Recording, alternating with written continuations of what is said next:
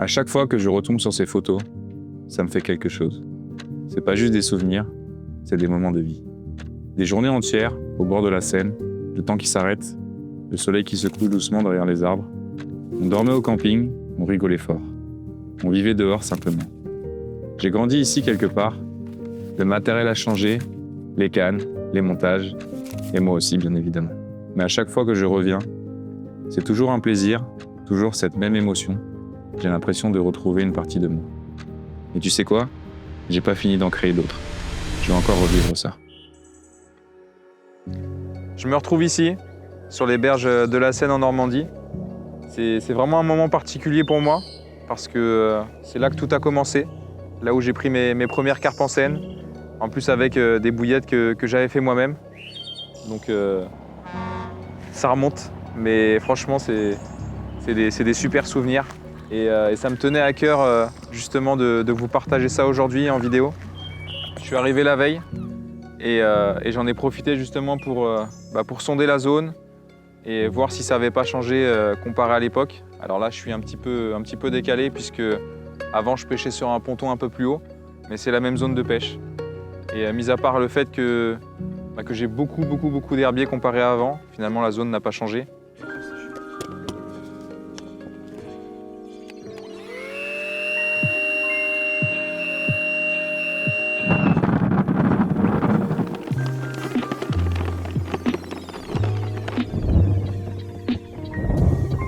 Et j'ai décidé donc d'amorcer la veille, de pré-amorcer, parce que je suis arrivé assez tard et je voulais pas me précipiter. Et je me suis dit qu'en mettant quelques kilos d'appât sur la zone, ça m'aiderait sûrement à prendre des poissons et à habituer un peu les poissons à se nourrir ici, parce qu'il y a vraiment très peu de pêcheurs. Et du coup, j'ai décidé d'étaler 5, 6, 7 kilos de citrus en 20 et 24 mm, parce que dans mes souvenirs, j'avais quand même pas mal de poissons blancs. Pas mal de brèmes, c'est assez différent de la Seine que je pêche à côté de chez moi. C'est beaucoup plus large, il y a des plus grosses péniches, il y a aussi beaucoup plus de poissons blancs. Normalement, un peu moins de silure, mais bon, ça fait quand même assez longtemps que je ne suis pas venu ici. Ma dernière pêche remonte à plus de 5 ans, donc ça a sûrement évolué comme ça a évolué par chez moi.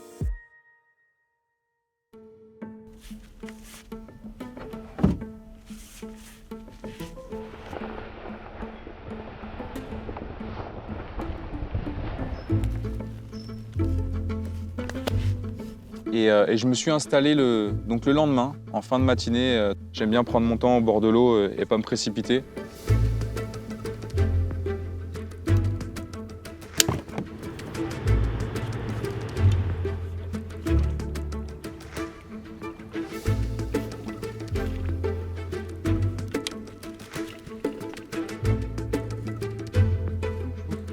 À l'époque, j'utilisais quand même un battling assez simple. Je me prenais pas trop la tête, je pêchais sur le ponton ici, en plus de ça, quand les péniches elles passaient, ça faisait des vagues, j'avais le fil complètement tendu, donc il est possible que le plomb il bougeait. J'étais pas aussi assidu et aussi, comment je pourrais dire, j'avais pas assez d'expérience, on va dire, dans la pêche. J'ai attrapé mes premières carpes ici en Seine, donc honnêtement, j'avais zéro expérience en rivière. Au niveau du battling, j'étais sur quelque chose de simple, du fluorocarbone, un cheveu en tresse parce que je voulais quand même que le cheveu il soit assez libre de mouvement. Et puis un montage hélicoptère. Je balançais ça, j'ai un château derrière moi, je prenais la direction du château. Je balançais là-bas et je me prenais pas la tête honnêtement. Je mettais quelques billes au cobra et ça faisait l'affaire. Et aujourd'hui c'est différent parce que j'ai plus d'expérience, j'ai réfléchi beaucoup plus. Je me prends des fois un peu trop la tête même, j'avoue. Surtout depuis que j'ai ma caméra, mais ça c'est ma façon d'être. Et je suis fan du Roni Rig parce qu'en fait j'ai juste l'hameçon à changer. Au moins la terminaison elle bouge pas. Quand l'hameçon il est émoussé, parce que nos hameçons piquent vraiment beaucoup et du coup il peut s'émousser soit avec une pierre ou même la bouche d'un poisson, donc je préfère directement couper et changer l'hameçon. J'ai enfin fini de préparer mes 3 cannes.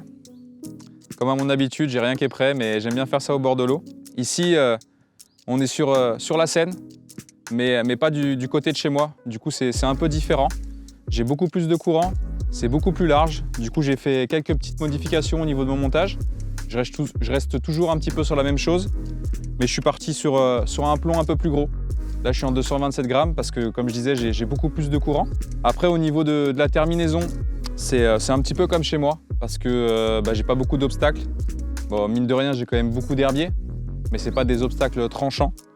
Donc je suis parti sur de la skinning en 25 livres. C'est largement suffisant. Les badlings sont un peu plus longs pour justement pallier cet effet du courant. Et si j'ai des détritus qui s'accumulent sur ma tête de ligne, au moins mon montage reste toujours péchant. Et après, au niveau de l'hameçon, quoi qu'il arrive, c'est la version X. Parce qu'il faut du costaud, c'est des poissons de rivière, ils sont puissants. Et je suis parti sur un cœur shank. J'adore la forme de cet hameçon, pour moi il pique parfaitement. Au niveau des éches, je suis resté sur quelque chose de simple. Parce qu'ici aussi il y a quelques silures, beaucoup moins que chez moi, mais il y en a quand même. Et je veux pas que ce soit trop attrayant pour lui. Donc j'ai mis des simples wafters en 20 mm. Ici c'est des citrus, ou alors un hookbait en 24 mm posé au fond. Pour l'instant je vais commencer comme ça. Et puis je vais voir aussi si je fais des blancs, parce qu'il y a aussi beaucoup de brèmes. Et ensuite j'adapterai ma pêche. Mais dans tous les cas, je vais rester comme ça pour l'instant. Et puis j'espère que ça va me permettre de prendre un poisson.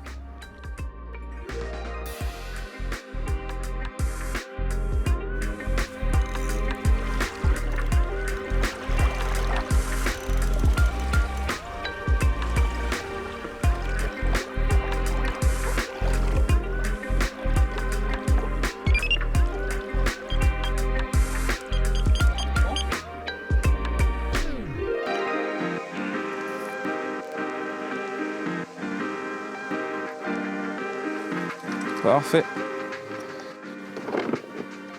On va mettre quelques appâts. Pas énormément parce que avec les péniches qui passent toute la journée, je préfère mettre moins d'appâts et faire des rappels au cobra.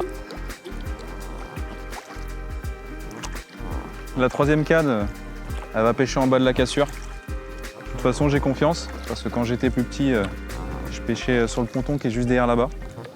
Et en fait, je suis carrément sur la zone que je pêchais à l'époque. Donc c'est une zone qui a déroulé. Bon, ça remonte il y a très très longtemps. Mais une zone d'alimentation reste une zone d'alimentation pour les poissons.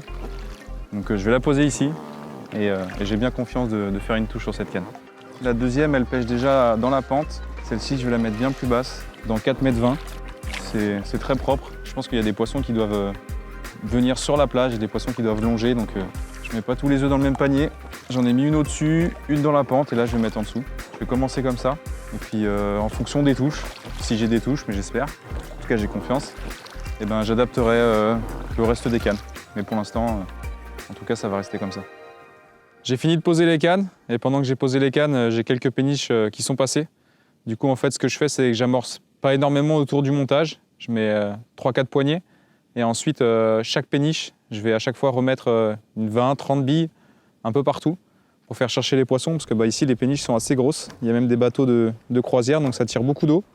Je pense que l'amorçage il doit bouger un peu dans le fond. Au mieux il faudrait que je coupe les bouillettes. Là j'ai pas encore eu le temps de le faire mais je pense que je le ferai par la suite. Et donc voilà, je prends mon cobra, je ramorce quelques billes à chaque fois. Au moins j'ai toujours un petit peu d'amorçage sur la zone et ça permet que s'il y a des carpes qui passent de toujours trouver de la nourriture. J'ai repassé un coup d'éco-sondeur, même si je l'avais fait la veille quand j'ai préamorcé la zone. Et en fait, je me suis rendu compte que ça avait quand même changé parce qu'il y a beaucoup d'herbiers. Avant, je pouvais lancer du bord, je faisais mes poissons du bord. Aujourd'hui, j'ai une embarcation. Enfin, la pêche a évolué dans son intégralité, mais quoi qu'il en soit, la technique reste la même. Mais il va falloir que je m'adapte parce que j'ai beaucoup d'herbiers.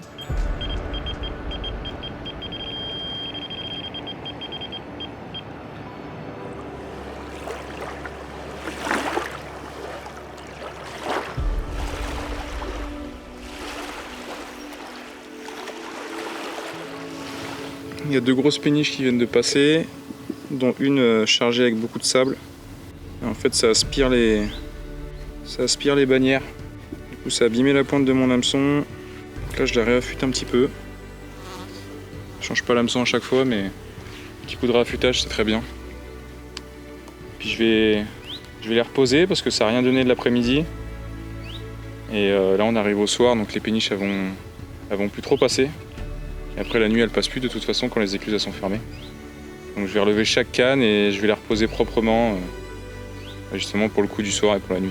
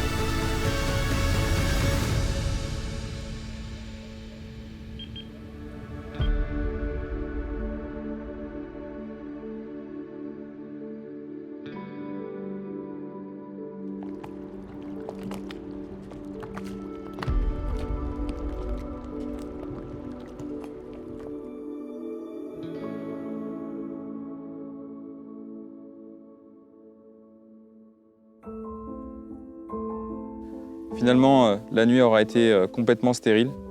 Et je suis vraiment surpris parce que d'habitude, quand je venais, je faisais des poissons assez rapidement. Mais visiblement, ça a complètement changé. En plus de ça, j'ai eu une touche de silure. Avant, je prenais jamais de silure. Et là, je suis certain que c'était un silure, même si je le décroche, parce que j'ai mon badling qui était tout gluant.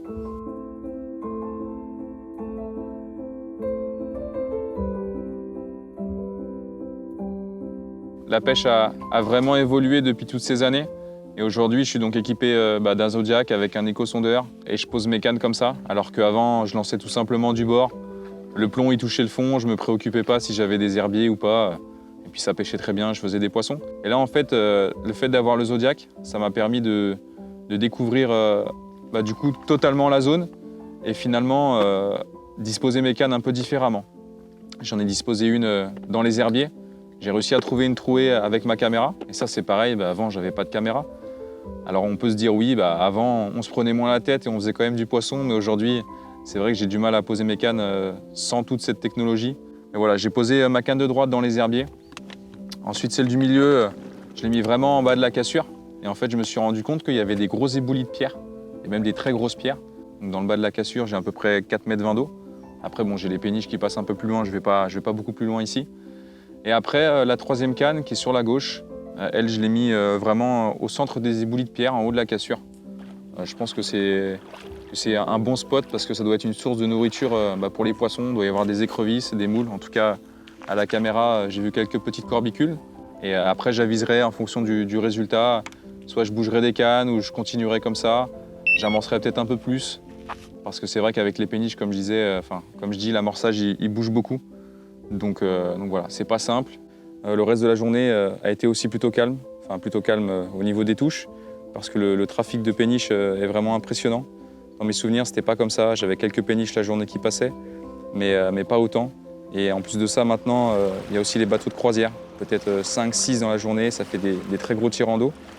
Donc en fait, les montages pêchent, mais je pense que l'amorçage dévale complètement le spot et finit bien plus bas. Donc j'ai passé mon temps à relever mes cannes, à les reposer, à réamorcer. Ça m'a pris beaucoup de temps. C'est vraiment usant, c'est très fatigant.